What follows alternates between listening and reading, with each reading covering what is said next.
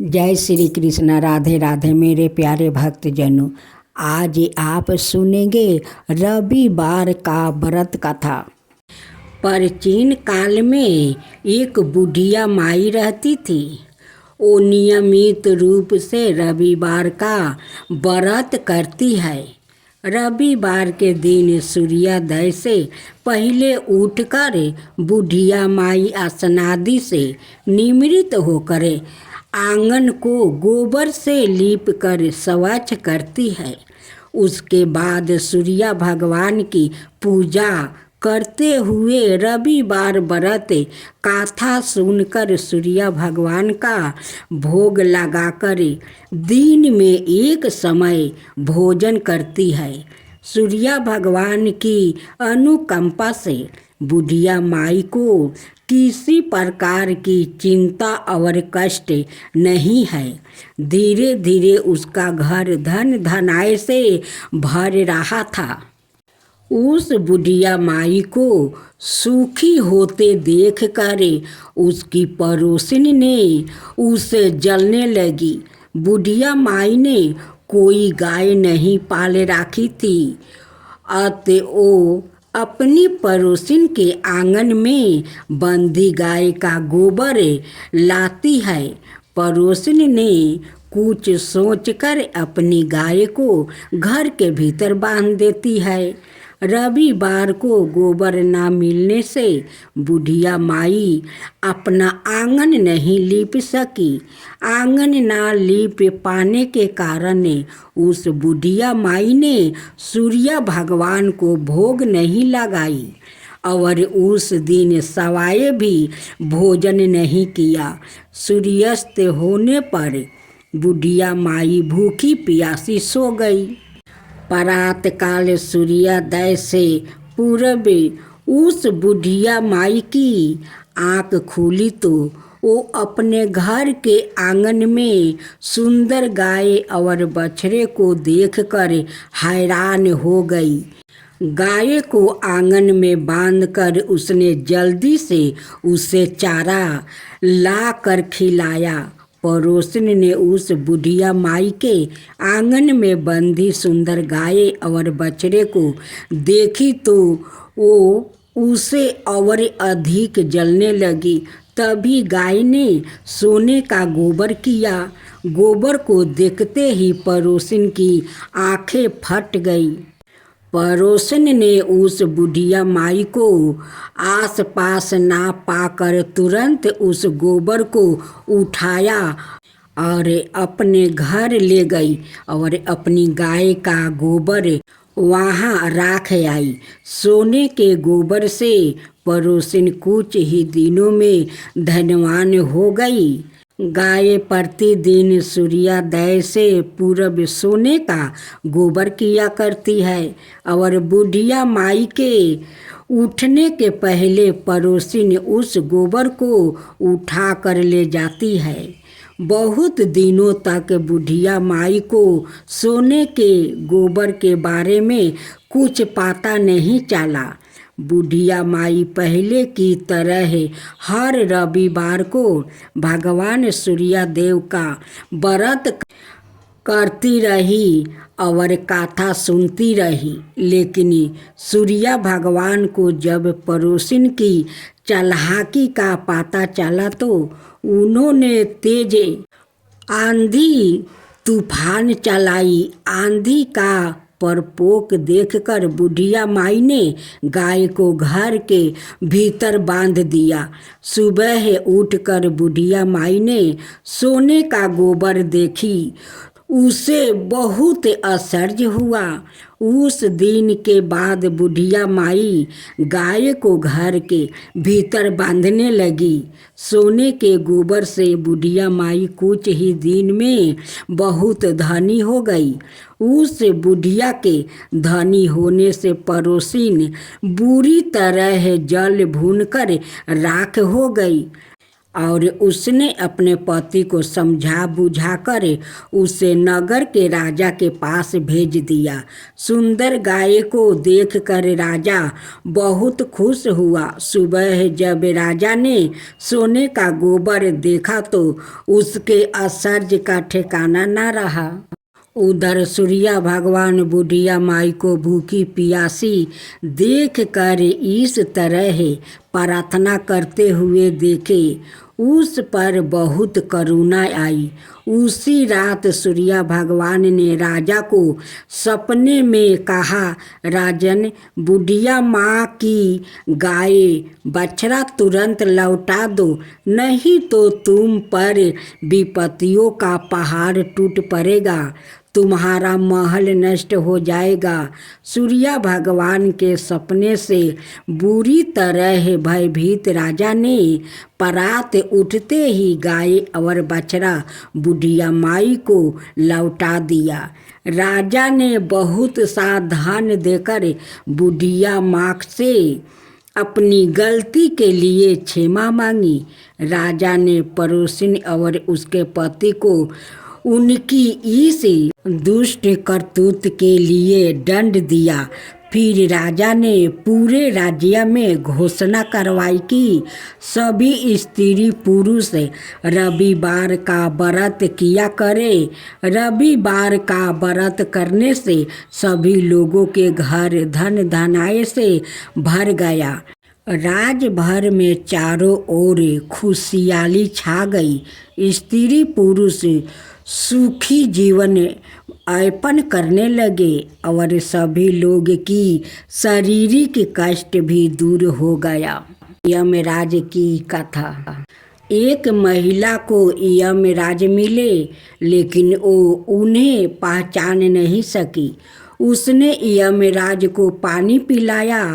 इसके बाद यमराज ने महिला से कहा कि मैं तुम्हारे प्राण लेने आया हूँ, लेकिन तुमने मुझे पानी पीने के लिए दिया है, इस कारण मैं तुमसे खुश हूँ। तुम्हें एक अवसर देता हूँ, तुम अपना भाग्य बदल सकती हो। यह कहकर यमराज ने एक पुस्तक महिला को दिया और कहा कि इस पुस्तक में तुम्हारे नाम का एक पृष्ठ है। वहाँ तुम अपने लिए जो चाहती हो वो लिख सकती हो। जैसा लिखोगी वैसा ही होगा। महिला ने पुस्तक हाथ में ली और जैसे ही उसने खोला तो उसमें लिखा था कि तुम्हारी सहेली को खजाना मिलने वाला है। महिला ने वहाँ लिख दिया कि उसे खजाना ना मिले। अगला पृष्ठ खोला तो उस पर लिखा था कि तुम्हारी पड़ोसिन का पति राजा का मंत्री बनने वाला है। महिला ने वहाँ लिख दिया कि वो मंत्री ना बने। कुछ ही देर में उसे अपना नाम का पृष्ठ मिला। वो खुद के लिए अच्छा लिखने के लिए सोचने लगी, लेकिन जैसे ही वो लिखने वाली थी, यमराज ने वो पुस्तक ले लिया। यमराज ने महिला से कहा कि अब तुम्हारा समय खत्म हो गया है। तुम दूसरों का बुरा करने के चक्कर में खुद का भला नहीं कर सकी। महिला को पछतावा होने लगा कि उसने सुनहरा अवसर खो दिया। इसके बाद यमराज ने उस महिला के प्राणों का हरण कर लिया। इस कथा की सीख यह है कि काफ़ी लोग दूसरों का बुरा सोचते रहते हैं, मौका मिलने पर दूसरों का बुरा करते हैं। इस चक्कर में वो कई बार खुद का भला करने का अवसर खो देते हैं। हम दूसरों का भला ना कर सके तो कम से कम किसी का बुरा भी नहीं करना चाहिए। यही सच्ची मानवता है। अगर वो महिला अपनी मित्र और पड़ोसिनी का बुरा नहीं सोचती तो खुद का भाग बदल सकती थी, लेकिन उसने पहले उनका बुरा करने की सोची और खुद के प्राण नहीं बचा सकी। राजा की दूसरा कथा। एक बार एक अमृत नाम का बेयाकित यमुना नदी के किनारे रहा करता था। वो बेयाकित दिन रात यमराज की पूजा करता था, क्योंकि उसे अक्सर अपनी मृत्यु का ही डर लगा रहता था। उसकी पूजा से प्रसन्न होकर एक दिन यमराज ने अमृत को दर्शन देकर कोई वरदान मांगने को कहा। तब इस बात को सुनकर अमृत ने यमराज से अमरता का वरदान मांग लिया। ऐसा वरदान सुनकर यमराज ने अमृत को समझाया कि जिस मनुष्य ने जन्म लिया है उसकी मृत्यु तय है। यमराज की इस बात को सुनकर उस बेयाकित ने कहा कि यदि मृत्यु को टाल नहीं जा सकता तो आप मुझे बस इतना सा वर दे दीजिए कि कम से कम जब मेरी मौत मेरे बिल्कुल करीब आने वाली हो तो मुझे इसका पता चल जाए और तब मैं अपने परिवार के लिए कुछ व्यवस्था कर सकूं। ऐसा सुनकर यमराज ने अमृत को उसकी मृत्यु की पूर्व सूचना देने का वर दे दिया। इसके बदले में यम ने अमृत से भी एक वादा मांगा कि जैसे ही उसे अपनी मृत्यु का संकेत मिले वो इस दुनिया से विदा लेने की तैयारी करना शुरू कर दे। इतना कहने के बाद यम देवता अदृश्य हो गया। ऐसे ही कई बरस निकलते गया और अमृत ने यमराज द्वारा दिया वर से आश्वासित होकर अब सारी पूजा पाठ छोड़कर विलासित पूर्ण जीवन जीना शुरू कर दिया। वरदान प्राप्ति होने के कारण अमृत को अब अपनी मौत की चिंता नहीं होती थी। समय के साथ धीरे धीरे अमृत के बाल सफ़ेद हो गया। फिर और साल बीतने पर उसके सारे दांत टूट गया। तत्पश्चात उसकी दृष्टि भी कमज़ोर हो गई, लेकिन फिर भी अमृत को अभी तक यमराज का कोई संकेत नहीं मिला। कुछ बरस और निकलने के बाद वो बिस्तर से उठ पाने में भी असमर्थ हो गया। अब वो कोई काम नहीं कर पा रहा था, लेकिन फिर भी उसने मन में अभी तक यमराज द्वारा मौत का कोई संकेत ना भेजने के लिए धन्यवाद दिया।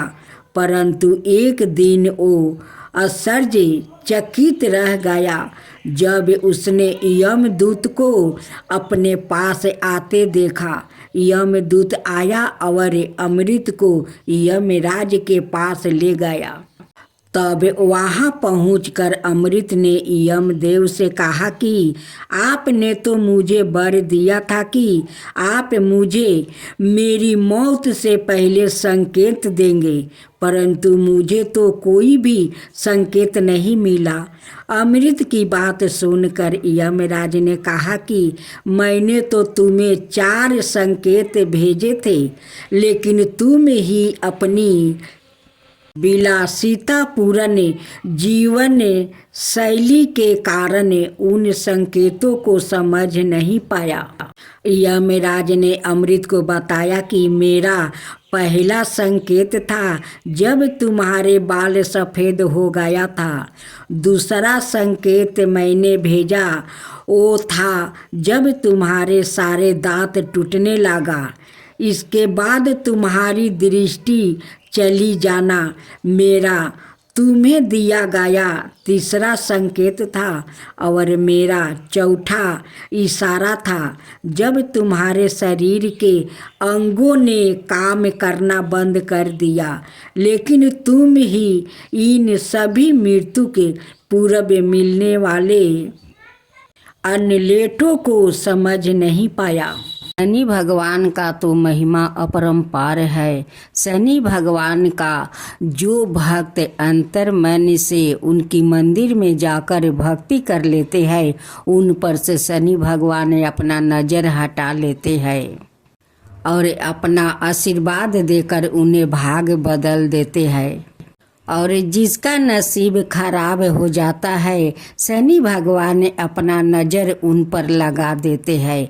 उनकी तकदीर में दुख ही दुख होने लगता है। इसीलिए शनि भगवान को सबसे शक्तिशाली माना जाता है, क्योंकि शनि भगवान का दृष्टिक में दुख भी है और सुख भी है। वो दृष्टिक से सब कुछ कर देते हैं, किसी को बना देते हैं तो किसी को बिगाड़ देते हैं।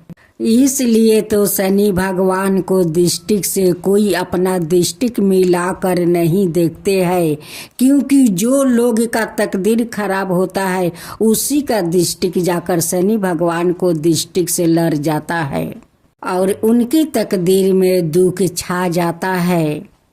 बहुत पहले की बात है, दो आदमी थे, एक अमीर और एक गरीब। दोनों में बहुत अच्छी दोस्ती था। जहाँ जाता है दोनों जाता है। एक दिन की बात है, वो दोनों शनि भगवान का मंदिर में गए।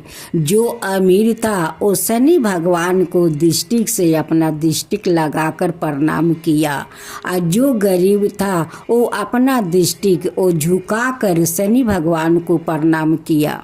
जो अमीर था उस पर तो शनि भगवान ने अपना दृष्टिक डाल कर उन्हें तकलीफ में डाल दिया, और जो आदमी गरीब था वो जो झुका कर अपना नज़र शनि भगवान को प्रणाम किया, उसलिए शनि भगवान वो गरीब को आशीर्वाद दिया।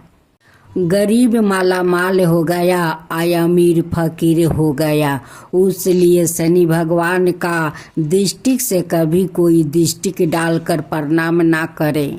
शनि भगवान की जय हो, शनि भगवान की जय हो। आज आप सुने शनि भगवान की व्रत कथा। एक समय स्वर्ग लोक में सबसे बड़ा कौन है लेकर प्रश्न उठा। 9 ग्रहों में वाद विवाद हो गया। विवाद इतना बढ़ गया कि परस्पर भयंकर युद्ध की स्थिति बन गई। निर्णय के लिए सभी देवता देवराज इंद्र के पास पहुंचा और बोले, हे देवराज, आपको निर्णय करना होगा कि हम में से सबसे बड़ा कौन है। देवताओं का प्रश्न सुनकर देवराज इंद्र उलझन में पड़ गया। इंद्र बोले, मैं इस प्रश्न का उत्तर देने में असमर्थ हूँ। हम सभी पृथ्वी लोक में उज्जैनी नगरी में राजा विक्रमादित्य के पास चलते हैं। देवराज इंद्र सहित सभी ग्रह देवताओं उज्जैनी नगरी पहुँचे। महल में पहुंचकर सभी देवताओं ने उनसे अपना प्रश्न पूछा, तो राजा विक्रमादित्य भी कुछ देर के लिए परेशान हो उठा, क्योंकि सभी देवता अपनी अपनी शक्तियों के कारण महान थे। किसी को भी छोटा या बड़ा कह देने से उनके क्रोध के प्रकोप से भयंकर हानि पहुंच सकती है। अचानक राजा विक्रमादित्य को एक उपाय सूझा और उन्होंने विभिन्न धातुओं स्वर्ण, रजत, चांदी, कांसा, दर्पण, तांबा, शीशा, रंगा, जस्ता, अबरक, लोहे के 9 आसन बनवाए। धातुओं के गुणों के अनुसार सभी आसनों को एक दूसरे के पीछे रखवा कर उन्होंने देवताओं को अपने अपने सिंहासन पर बैठने को कहा। देवताओं के बैठने के बाद राजा विक्रमादित्य ने कहा, आपका निर्णय तो सवाय हो गया। जो सबसे पहले सिंहासन पर विराजमान है वही सबसे बड़ा है। राजा विक्रमादित्य के निर्णय को सुनकर शनि देवता ने सबसे पीछे आसन पर बैठने के कारण अपने को छोटा जानकर क्रोधित होकर कहा, राजा विक्रमादित्य, तुमने मुझे सबसे पीछे बैठाकर मेरा अपमान किया है। तुम मेरी शक्तियों से पराजित नहीं हो। मैं तुम्हारा सर्वनाश कर दूंगा।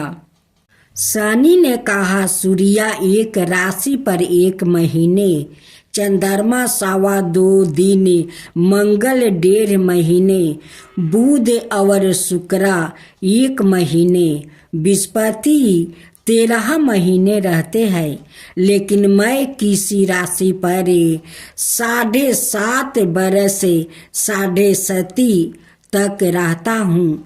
बड़े बड़े देवताओं को मैंने अपने प्रकोप से पीड़ित किया हूँ। राम को 7.5 के कारण ही वन में जाकर रहना पड़ा और रावण को 7.5 के कारण ही युद्ध में मृत्यु का शिकार बनना पड़ा। राजा, अब तू भी मेरे प्रकोप से नहीं बच सकेगा। इसके बाद अन्य ग्रहों के देवता तो प्रसन्नता के साथ चले गए, परंतु शनि देव बड़े क्रोध के साथ वहां से विदा हुआ। राजा विक्रमादित्य पहले की तरह ही अन्याय करते रहे। उनके राज्य में सभी स्त्री पुरुष बहुत आनंद से जीवन यापन कर रहे थे। कुछ दिनों ऐसे ही बीत गया। उधर शनि देवता अपने अपमान को भूला नहीं था। विक्रमादित्य से बदला लेने के लिए एक दिन शनि देव ने घोड़े के व्यापारी का रूप धारण किया और बहुत से घोड़ा के साथ उज्जैनी नगरी पहुँचे। राजा विक्रमादित्य ने राज्य में किसी घोड़े के व्यापारी के आने का समाचार सुना तो अपने अश्वपाल को कुछ घोड़े खरीदने के लिए भेजा। घोड़ा बहुत कीमती थे। अश्वपाल ने जब वापस लौट कर इस संबंध में बताया तो राजा विक्रमादित्य ने सवाए आकर एक सुंदर शक्तिशाली घोड़े को पसंद किया। घोड़े की चाल देखने के लिए राजा उस घोड़े पर सवार हुआ तो वो घोड़ा बिजली की गति से दौड़ पड़ा। तेजी से दौड़ता घोड़ा राजा को दूर एक जंगल में ले गया और फिर राजा को वहां गिराकर जंगल में कहीं गायब हो गया। राजा अपने नगर को लौटने के लिए जंगल में भटकने लगा, लेकिन उन्हें लौटने का कोई रास्ता नहीं मिला।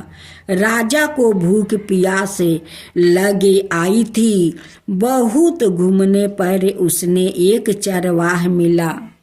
राजा ने उसने पानी मांगा। पानी पीकर राजा ने उस चरवाह को अपनी औंठी दे दिया। फिर उसने रास्ता पूछकर वहां जंगल से निकल कर पास के नगर में पहुंचा। राजा ने एक सेठ की दुकान पर बैठकर कुछ देर तक आराम किया। उससे सेठ ने राजा से बातचीत की तो राजा ने उसे बताया कि मैं उज्जैनी नगरी से आया हूँ। राजा के कुछ देर दुकान पर बैठने से सेठ जी की बहुत बिक्री हुई। सेठ ने राजा को बहुत भगवान समझा और खुश होकर उसे अपना घर भोजन के लिए ले गया।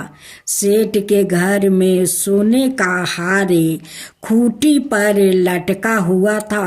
राजा को उस कमरे में छोड़कर सेठ कुछ देर के लिए बाहर गया, तभी एक आश्चर्यजनक घटना घटी।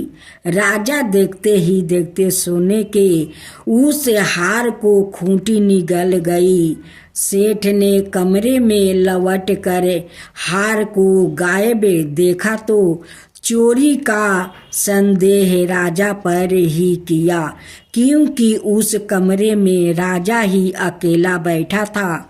सेठ ने अपने नौकरों से कहा कि इस परदेसी को रस्सियों से बांधकर नगर के राजा के पास ले चलो। राजा ने विक्रमादित्य से हार के बारे में पूछा तो उसने बताया कि उसके देखते ही देखते खूंटी ने हार को निगल लिया था। इस पर राजा ने क्रोधित होकर चोरी करने का अपराध में विक्रमादित्य के हाथ पैर कटवाने का आदेश दे दिया। राजा विक्रमादित्य के हाथ पांव काट कर उसने नगर की सड़क पर छोड़ दिया गया। कुछ दिन बाद एक तेली उसे उठाकर अपने घर ले गया और उसे अपने किलू पर बैठा दिया। राजा आवाज देकर बैलों को हाँकता रहा। इस तरह तेली का बैल चलता रहा और राजा को भोजन मिलता रहा। शनि के प्रकोप की 7.5 पूरी होने पर वर्ष ऋतु प्रभाव हुई। राजा विक्रमादित्य एक रात मेघ मल्हार गा रहा था कि तभी नगर के राजा की लड़की राजकुमारी मोहिनी रथ पर सवार उसी तेली के घर के पास से गुजरी। उसने मेघ मल्हार सुना तो उसे बहुत अच्छा लगा और दासी को भेज कर गाने वाले को बुला लाने को कहा। दासी ने लौट कर राजकुमारी को अपंग राजा के बारे में सब कुछ बता दिया। राजकुमारी उसे मेघ मल्हार से बहुत मोहित हुई। अत उसने सब कुछ जानकर भी अपंग राजा से विवाह करने का निश्चय कर लिया। राजकुमारी ने अपने माता पिता से जब यह बात कही तो वो हैरान रह गई। रानी ने मोहिनी को समझाया, बेटी तेरे भाग्य में तो किसी राजा की रानी होना लिखा है, फिर तू उस अपंग से विवाह करके अपना पाँव पर कुल्हाड़ी क्यों मार रही है। राजकुमारी ने अपनी जिद नहीं छोड़ी। अपनी जिद पूरी करने के लिए उसने भोजन करना छोड़ दिया और प्राण त्याग देने का निश्चय कर लिया। आखिर राजा रानी को विवश होकर अपंग विक्रमादित्य से राजकुमारी का विवाह करना पड़ा। विवाह के बाद राजा विक्रमादित्य और राजकुमारी तेली के घर में रहने लगे।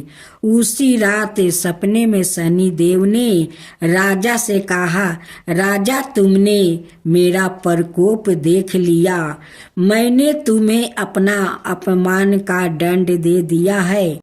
राजा ने शनि देव से क्षमा करने को कहा और प्रार्थना की, हे शनि देव, आपने जितना दुख मुझे दिया है अनाय किसी को ना देना।